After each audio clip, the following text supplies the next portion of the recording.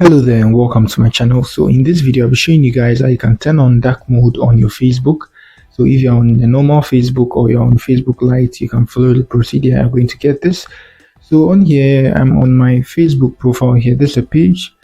You can do same on your normal Facebook as well. So here, what I need to do is just come to this side, tap on your profile like this and move to this section here. So you can see already I'm on the dark mode, but I'm going to show you guys how to turn it on and off. So on here, what I need to do is just tap on this side, which is my settings and privacy, and you can see dark mode here.